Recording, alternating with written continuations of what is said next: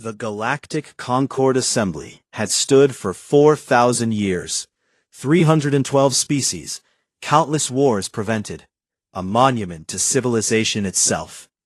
Ambassador Yusra Okonkwo had walked its halls for 15 years. She knew every corridor, every hidden garden where delegates made quiet deals, every alcove where enemies became friends over strange wines from distant worlds. She loved this place.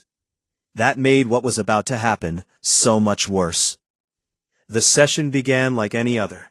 Roll call, minor trade disputes, a proposal about shipping lane maintenance that made half the chamber fall asleep. Yusra checked her notes for the afternoon agenda. Agricultural subsidies, border markers in the Theta Quadrant. Nothing important. Then High Speaker Torvan of the Veilthrix rose to the central podium.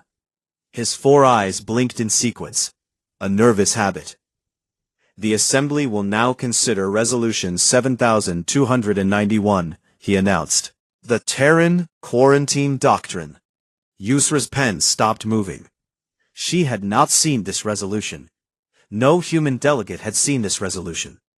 She pulled up her tablet and searched the public record. Nothing. The document appeared on her screen 3 seconds after Torvan began reading it aloud.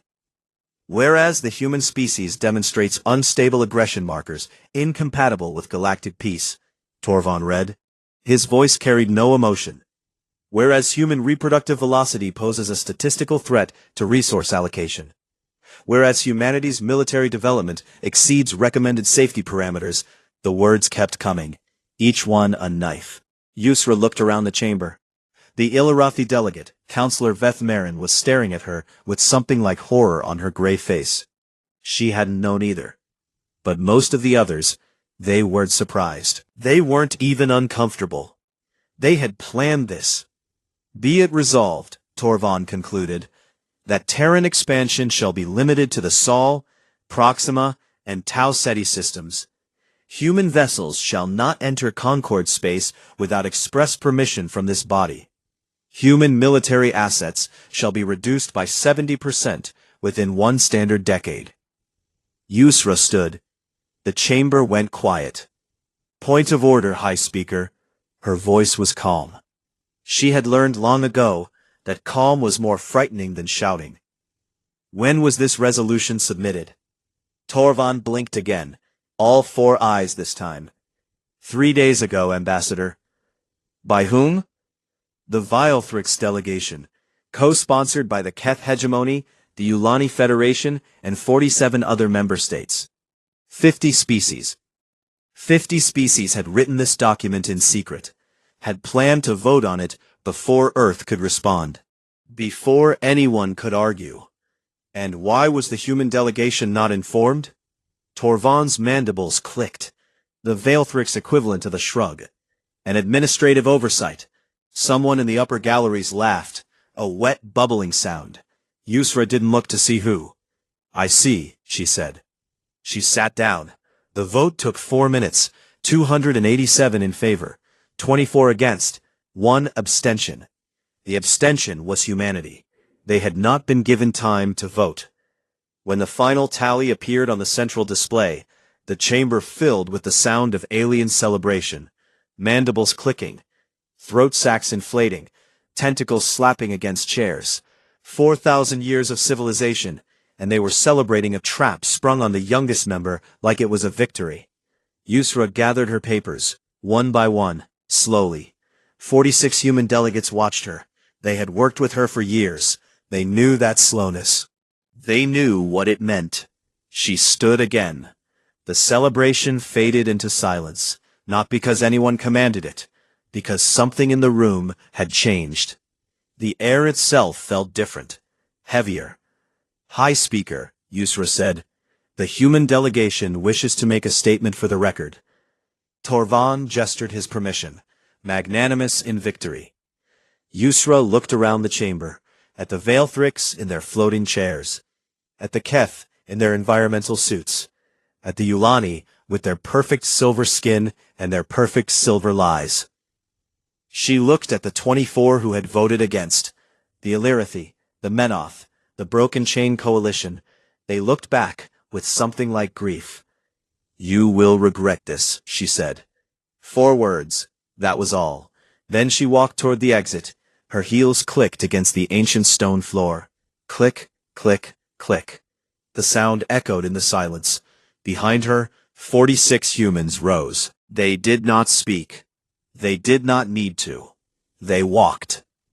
The chamber doors were 3 stories tall, made from the wood of a tree that no longer existed on any world. They had not been closed in living memory. They closed behind the human delegation with a sound like a tomb ceiling. High Speaker Torvon laughed. It was too loud, too sharp.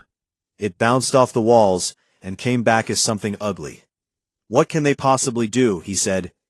"They've only had faster-than-light travel for a century. They're infants." No one answered. Counselor Veth Marin was still staring at the closed doors. Her gray skin had gone pale. "You did not see her face," she said quietly. "Whose face?" "Ambassador Okonkwo, when she stood the first time, when she asked about the resolution." Torvon waved a dismissive tentacle. Shock, anger, typical primate emotion. "No," Veth Marin shook her head. She was not shocked. She was not angry. She was sad. Like she had hoped for something. Like she had been hoping for 67 years. And in that moment, she stopped. Stopped what? Veth Marin finally looked away from the doors. Her eyes met Torvan's. Hoping. The celebration did not resume. On the shuttle back to the human embassy, Yusra Okonkwo sat alone in the observation deck. Earth hung in the distance, a blue marble, fragile, beautiful. Her tablet buzzed. Message from home. She opened it. Orders received. Protocol 17 is active. God help them all. She deleted the message. Then she sat in silence and watched the stars. Somewhere out there, in the darkness between galaxies, something ancient was stirring. Something the Concord had forgotten. Something humanity had spent 67 years preparing for, while their allies planned their cage. The galaxy thought they had contained humanity's fire. They had no idea what fire was. Not yet. 1 week after the walkout, the galaxy learned what human silence sounded like. It sounded like dying children on Velrath Prime. The Velrathi were a gentle species. Small, fragile. Their hearts grew on the outside of their bodies, protected by thin shells that cracked easily. For 30 years human surgeons had traveled to their world. They were the only ones with hands steady enough, small enough, to repair the shells of Velrathi infants. On the 8th day after the vote, the last human medical ship left orbit. "We have submitted a formal request through diplomatic channels," the Velrathi Prime Minister announced on galactic broadcast. His voice shook. "We have received no response." 43 infants died that month. The Concord called it regrettable. On Menoth Station, the lights went dark. The Menoth were cave dwellers. For decades, humanity had supplied them with specialized light filters, a technology they had developed for their own deep space stations. They gave it freely, a gift between friends. The supply shipments stopped. 3 million Menoth waited in darkness, while their engineers scrambled to reverse-engineer technology they had never needed to understand. "Why did we never learn to make these ourselves?" one engineer asked. No one had an answer.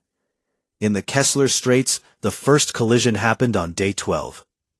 The straits were the fastest route between the inner colonies and the outer territories. They were also filled with debris from an ancient war, spinning metal death, waiting to shred any ship that strayed from the safe path. Humanity had cleared that path. For 40 years, their salvage crews had worked in the straits, hauling away wreckage, marking safe routes, broadcasting warnings to passing vessels. They never charged for this service. It was the neighborly thing to do, Ambassador Okonkwo had once explained to a confused Vailthrix accountant. You don't charge neighbors for being decent. The humans stopped being neighborly. The first ship to die was a Keth freighter. 600 souls. The second was an Ulani passenger liner. 2,000 more. By the end of the month, the Straits had claimed 11 vessels. Traffic through the region dropped by 90%. Shipping costs tripled, then tripled again. The Concorde called it an adjustment period. On 100 worlds, something stranger happened. The music stopped. No one had expected to love human music. It was primitive, loud, built on rhythms that matched their too fast heartbeats, and melodies that swung between joy and sorrow without warning. But somehow it had spread. Human songs played in Illyrathi meditation halls. Human films showed in Vailthrix theaters. Human stories, strange tales of heroes and monsters and love that conquered death, had become the most requested content on the galactic network. The humans pulled it all. Every song, every film, every story. Gone overnight. It is just entertainment, High Speaker Torvald said in his weekly address. We have our own culture. We do not need theirs. But the silence felt wrong. Like a room where someone had died. Like a celebration where no one remembered to laugh. On day 20, the Illyrathi ambassador Veth Marin tried to call the human embassy on Titan. Static. She tried the embassy on Mars. Static. She tried the direct line to Ambassador Okonkwo herself, a number she had kept for 15 years, used only twice, treasured like a secret. Static. She sat in her office and stared at her communication screen. The static reflected in her black eyes, like dying stars. What have we done? She whispered. On day 25, the human government released a single statement. It was short, polite, devastating. Humanity requires no allies who view us as a disease to be contained. We will remember who stood with us. We will remember who did not. We wish the Concorde well in the challenges ahead. The phrase echoed across 1,000 news networks. The challenges ahead. Analysts debated its meaning. Threats, empty words, human drama? On Illyrathi Prime, Counselor Veth Marin read the statement 7 times. She had known Yusra Okonkwo for 15 years. She had watched her negotiate treaties, calm angry delegates, and turn enemies into friends, with nothing but patience and carefully chosen words. Yusra did not make empty threats. She did not engage in drama. If she said challenges ahead, she meant something specific. Veth Marin pulled up the classified archives, records of humanity's entry into the Concorde, their first surveys, their early questions. One file caught her attention, a record of a human research vessel's route through the outer territories, 63 years ago. They had visited 17 systems, uninhabited, worthless, except Veth Marin cross-referenced the coordinates with older records, much older. Records from before the Concorde existed. Her blood went cold. Those 17 systems were dormancy sites. Ancient warnings marked them as forbidden. Here sleeps death, the old records said. Do not wake it. The humans had visited every single one. Veth Marin reached for her communicator, then stopped. Who would she tell? The same assembly that had laughed as humanity walked out? The same leaders who called the medical crisis regrettable and the shipping deaths an adjustment period? She let her hand fall. On the edge of the galaxy, far beyond Concorde sensors, deep space probes detected movement. Something vast, something old, something that should have slept for another 1,000 centuries. The Harrow Collective was waking. And humanity, the only species that had studied the dormancy sites, the only species that had refused to disarm, the only species that had prepared for threats no one else believed in, humanity was locked behind closed doors. 3 systems. That was all the quarantine doctrine allowed them. 3 systems, while the darkness stirred. On Earth, Yusra Okonkwo received the probe data in her private office. She read it twice. Her face showed nothing. How long? She asked. 8 months to first contact with Concorde space, her aide replied. Maybe less. She nodded. And our fleet? Ready, hidden, waiting for your order. Yusra turned to the window. The sun was setting over the African plains. Golden light spilled across the land where her grandmother had been born. They voted to cage us, she said quietly. They called us a disease. They celebrated. Her aides said nothing. 24 species voted against the doctrine. 24 stood with us when it mattered. Yes, ma'am. Yusra watched the sun sink below the horizon. The first stars appeared, cold and distant. When the Harrow come, and they will come, those 24 will be protected first. The others will learn what it means to need a friend and have none. She turned away from the window. Send no response to their calls. Let them sit in the silence they created. The door closed behind her. The galaxy had spent 67 years teaching humanity that it was alone. Humanity had learned the lesson well. The first images came from a mining colony on the edge of Keth space. Shaky footage, a worker's helmet camera. Nothing but static for the first 30 seconds. Then the sky filled with shapes. They looked like insects, metal insects the size of mountains. Their wings were solar collectors that drank light and turned it into death. Their eyes were sensors that saw heat, movement, life itself. The Harrow Collective had arrived. The mining colony lasted 4 minutes. Within a week, the footage had spread to every world in the Concord. 100 billion beings watched in horror as the Harrow consumed 3 more colonies. They did not negotiate. They did not communicate. They simply ate. Metal, flesh, cities, stars. Everything was food to them. High Speaker Torvan called an emergency session of the Assembly. The chamber that had celebrated humanity's containment 3 months ago now filled with the sound of panic. We must activate the defense grid, shouted the Keth delegate. What defense grid? Councillor Vethmaren asked quietly. We decommissioned it 2,000 years ago. Too expensive to maintain. Then we build new weapons. With what resources? Half our shipping is still paralyzed. Our supply chains are broken. The chamber erupted into chaos. Accusations flew. Old alliances shattered. The Veilthrix blamed the Ulani. The Ulani blamed the Keth. Everyone blamed everyone. No one mentioned humanity. Not at first. It was the Broken Chain Coalition, a group of former slave species who had earned their freedom through centuries of patient rebellion, who finally spoke the name. The humans warned us, their delegate said, his voice cut through the noise like a blade. 60 years ago, they submitted a report to this assembly. They said the Harrow were real. They said the dormancy was ending. They asked for funding to prepare. Silence. This assembly rejected that report, the delegate continued. We called it human paranoia. We called it aggression seeking an outlet. We laughed at them. He looked around the chamber. Are we laughing now?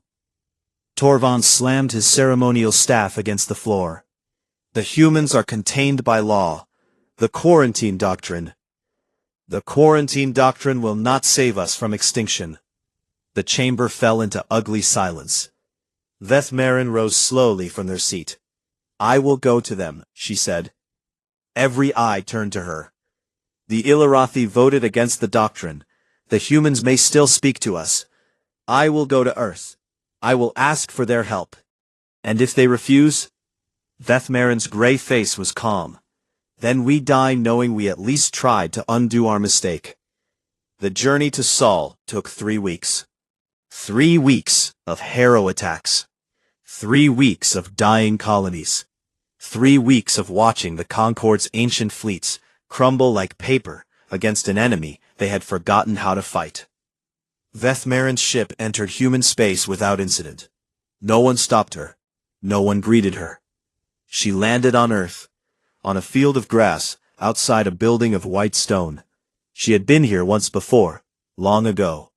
A diplomatic visit, a gift exchange, laughter and wine and promises of friendship. The building looked the same. The silence felt different. A single human waited for her, a young man in a simple uniform. "Counselor Veth Marin," he said. "Ambassador Okonkwo will see you." The office was smaller than she remembered, or perhaps Yusra Okonkwo had simply grown larger. She sat behind a desk, covered in papers and screens, and she looked at Veth Marin with eyes that held no warmth. "It has been a long time." "Yusra." Veth Marin tried to smile. Her face wouldn't cooperate. "You know why I've come." "Yes. The Harrow. I know about the Harrow. Billions are dying. Entire worlds. I know." Veth Marin felt something crack inside her chest. Not her shell. Something deeper. "Then help us, please. Whatever we did, whatever the Assembly did, these are innocent people, children, species who had nothing to do with the vote. They don't deserve." "Don't speak to me about what people deserve." The words hung in the air like frost. Yusra stood. She moved to the window. Outside, children were playing in a garden. Their laughter drifted through the glass. 67 years, Yusra said. "We spent 67 years trying to be good neighbors. We cleared your shipping lanes. We trained your doctors. We gave you our music, our stories, our dreams. We asked for nothing in return, except friendship." She turned back. "And when we asked for help, preparing against a threat we had proven was real, you laughed. When we asked to be treated as equals, you caged us. When we walked away with dignity instead of violence, you celebrated." "I didn't celebrate." Veth Marin's voice broke. "I voted against."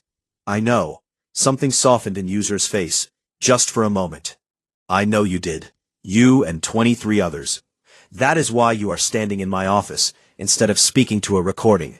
She returned to her desk. "The quarantine doctrine remains in effect. We are contained to 3 systems. We will defend those 3 systems. We will not violate galactic law." However, Yusra's voice carried a new weight. If the Concord were to repeal the doctrine, if the Assembly were to formally acknowledge that humanity was wronged, if certain assurances were provided. Secrecy, what assurances? Yusra handed her a data chip. "Our terms, non-negotiable. Bring them to the Assembly. Let them vote." Veth Marin took the chip. Her hands were shaking. "And if they refuse?" Yusra's smile was the saddest thing Veth Marin had ever seen. "Then we will sit in our 3 systems and watch. We will mourn you, Veth. I will mourn you personally. You are the closest thing to a friend I had in that chamber." She looked away. "But we will not burn for people who caged us. Not without a price. Not this time." Veth Marin left Earth with the data chip pressed against her chest. Behind her, the blue planet shrank in the viewport. Beautiful. Terrible. On the long journey home, she opened the file and read humanity's demands. When she finished, she wept. Not because the terms were cruel, not because they were impossible, because they were fair. And fairness, after everything the Concord had done, felt like the cruelest thing of all. The assembly chamber was full for the first time in centuries. Every species had sent their leaders. Not delegates, not ambassadors, leaders. Prime ministers and high priests and hive queens crowded into seats built for lesser beings. The air smelled of fear and strange perfumes. Counselor Veth Marin stood at the central podium. The data chip felt heavy in her hand. "I have returned from Earth," she began. "The humans have agreed to help us." The chamber erupted in relief. Cheers, tentacles waving, throat sacs inflating with joy. "There are conditions." The cheers died. Veth Marin activated the display. Humanity's terms appeared in cold blue light, translated into 300 languages simultaneously. First, complete and immediate repeal of the Terran quarantine doctrine. Murmurs, nods, expected. Second, humanity will be granted permanent veto power over any legislation that affects Terran interests. No appeals. The murmurs grew louder. Angry now. Veto power? That's what we should have given them from the start, Veth Marin cut in. We gave it to the founding species. We gave it to the Keth when they threatened to leave 100 years ago. We denied it to humanity because we thought they were too young, too primitive. She let that word hang in the air. Third, a formal apology, broadcast to every world. The Concord will admit that humanity was wronged, that the quarantine doctrine was passed through deception, that we betrayed allies who had given us nothing but friendship. High Speaker Torvan rose from his seat. His 4 eyes blazed with fury. This is extortion. They're holding the galaxy hostage. Yes. Vethmarin's voice was calm. And we gave them the hostage. We built the cage.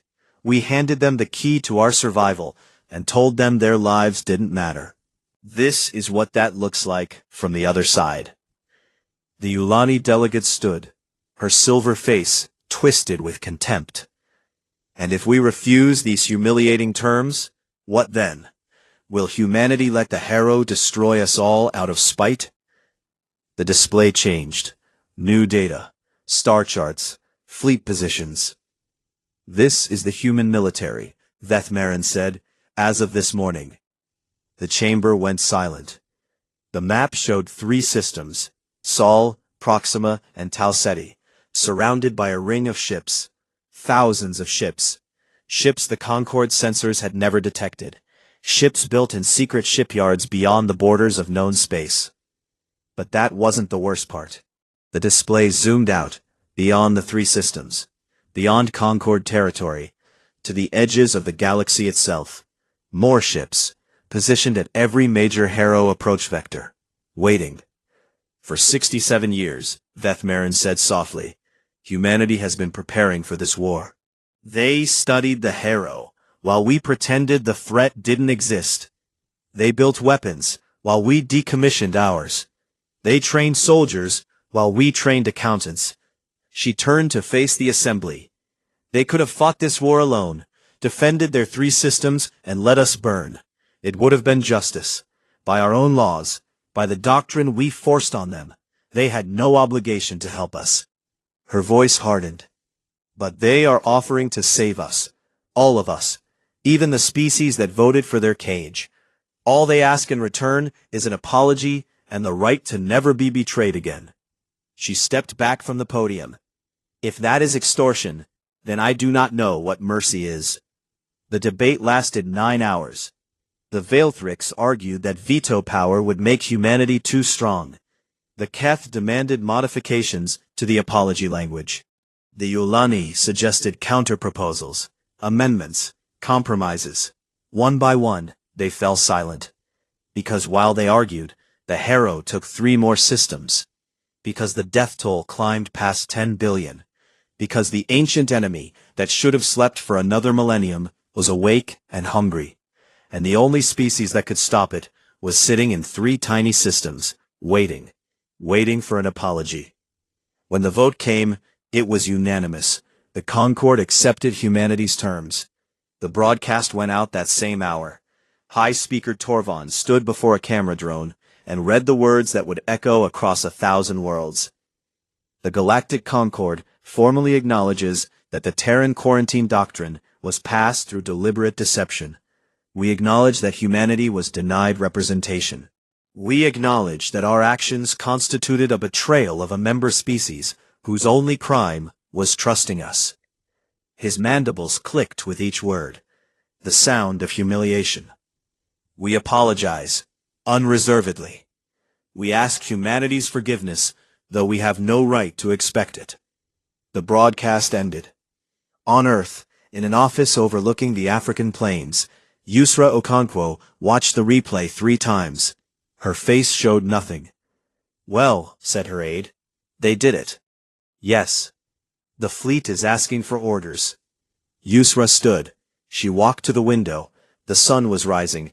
Golden light spilled across the land, where her grandmother had been born, where her grandfather had fought in wars no one remembered anymore. When I was a girl, she said, my grandmother told me a story about a man who was beaten by his neighbors, left for dead in the road. Years later, those same neighbors came to him starving, begging for food. Her aide waited. The man fed them, not because they deserved it, not because he had forgotten what they did, but because he refused to become the kind of person who could watch others starve. She turned away from the window. We are not monsters. We will never be monsters. That is not who humanity is. She picked up her communicator. But we will also never forget. We will remember every species that voted for our cage. We will remember every laugh, every celebration, every quiet satisfaction at our humiliation. We will be their saviors. Her voice dropped. And they will live the rest of their existence, knowing they needed us, knowing we came anyway, knowing they can never ever repay that debt. She activated the communicator. Deploy the fleet. Priority defense for the 24 species who voted against the doctrine. Everyone else can wait their turn. The order went out. Across the galaxy, human ships moved like a wave of fire toward the darkness. The Harrow would learn what humanity was. So would everyone else. The war lasted 11 years. It began in fire and ended in silence. The Harrow Collective had consumed 3 galaxies before entering their long sleep. They had devoured civilizations that made the Concord look like children playing with sticks. They had never been stopped. They had never met humanity. The first battle took place in the Menoth system. A Harrow swarm of 40,000 units against a human fleet of 200 ships. The Concord watched from a safe distance. They expected to see humanity crushed, a noble sacrifice, brave but doomed. What they saw instead changed everything. Human ships did not fight like Concord vessels. They did not maintain formation. They did not preserve themselves. They flew directly into the swarm and detonated. Not randomly. Each explosion was calculated. Each suicide run took out a command node, a processing center, a weak point in the collective's network. The humans adapted faster. When the battle ended, the swarm was gone. 93 human ships remained. The survivors did not celebrate. They refueled, rearmed, and moved to the next battle. Year after year, system after system, the Harrow learned to fear human ships. They had never feared anything before. But these small vessels, crewed by soft creatures who lived barely a century, fought like they had nothing to lose. Because they didn't. Human soldiers recorded messages for their families before every mission. They went anyway. "Tell my daughter I love her," said a pilot moments before ramming his fighter into a Harrow dreadnought. "I'm sorry I missed your wedding," said a captain as her cruiser's reactor went critical inside an enemy mothership. "Humanity remembers," said a Marine as he triggered the bomb that vaporized himself and 10,000 Harrow drones. These recordings spread across the galaxy. Billions watched. Billions wept. Not for the humans, for themselves, for what they had almost lost, for what they had treated as a disease to be contained. The turning point came in Year 7, the Harrow Collective Prime. The central intelligence that controlled all the swarms had been located. It hid in a dead galaxy, surrounded by defenses that had destroyed 100 civilizations. Admiral James Okonkwo, grandson of Yusra, led the assault. 3,000 human ships, 20 million soldiers, against a fortress that had never been breached. The battle lasted 9 days. On the 9th day, Admiral Okonkwo broadcast a single message to the Collective Prime. "You have eaten 3 galaxies. You have destroyed species beyond counting. You believe you are inevitable, unstoppable, that all things become your food in the end." His fleet was burning. Half his ships were gone. The fortress's defenses were finally weakening, but not fast enough. "You are wrong," he ordered the final charge. 1,200 ships flew directly into the Collective Prime's core. They carried no weapons, only passengers, volunteers. Each one had uploaded their consciousness into the ship's computer. Each one had chosen to die not just once, but forever. Their minds would merge with the Collective Prime's network. They would become a virus of human will inside an alien machine god. They would tear it apart from within. Across the galaxy, every Harrow drone stopped moving. Then they began to self-destruct. It took 4 more years to hunt down the survivors. 4 more years of battles and losses and sacrifice. But the outcome was never in doubt. On Victory Day, the Galactic Concord gathered in the assembly chamber. 312 species, the same chamber where humanity had walked out 11 years ago. The doors opened. Yusra Okonkwo entered. She was old now. Gray hair, deep lines around her eyes.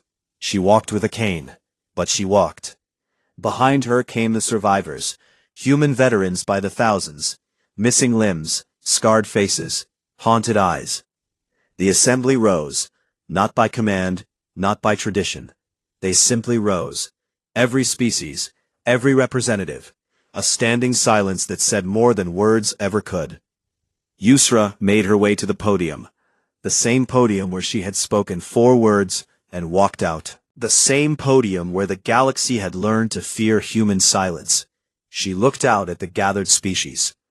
"You asked us once what made humanity dangerous," she said. Her voice was soft. It didn't need to be loud. The chamber was silent enough to hear a heartbeat. "You called it unstable aggression.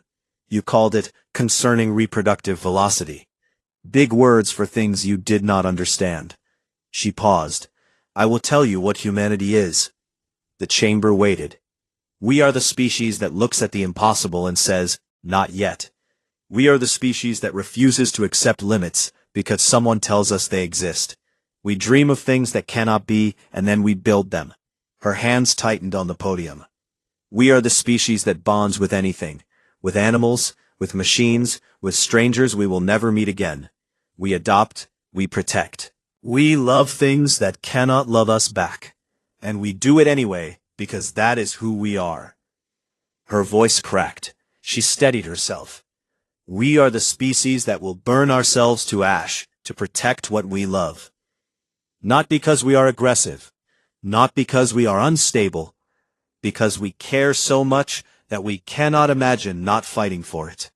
She looked directly at the Veilthrix delegation, at the Keth, at the Ulani, at all the species who had voted for her people's cage. "You are what we love," she said.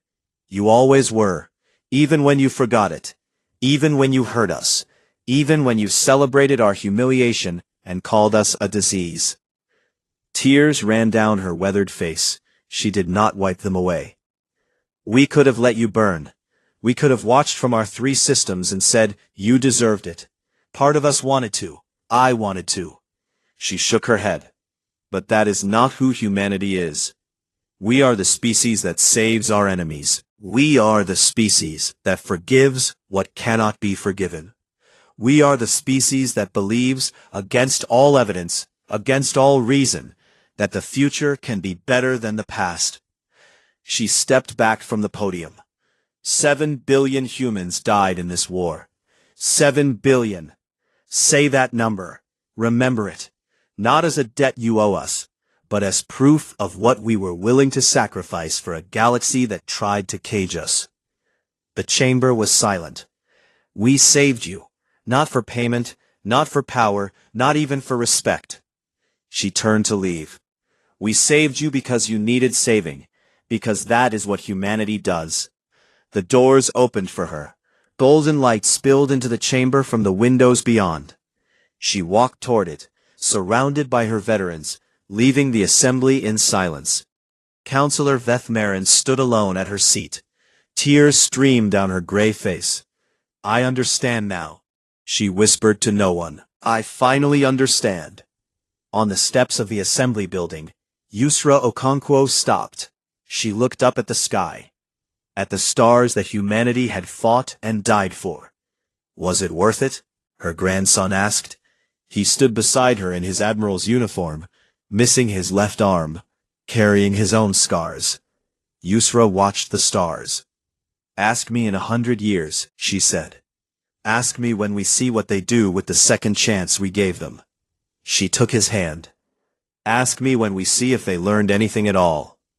They walked together, into the light. Behind them, The galaxy began the long work of remembering, of becoming worthy of the species that had saved them. Some would succeed, some would fail, but all of them, every last one, would remember. The humans stormed out of the assembly, and then they stormed back in to save everyone anyway. That was what humanity was. That was what it would always be.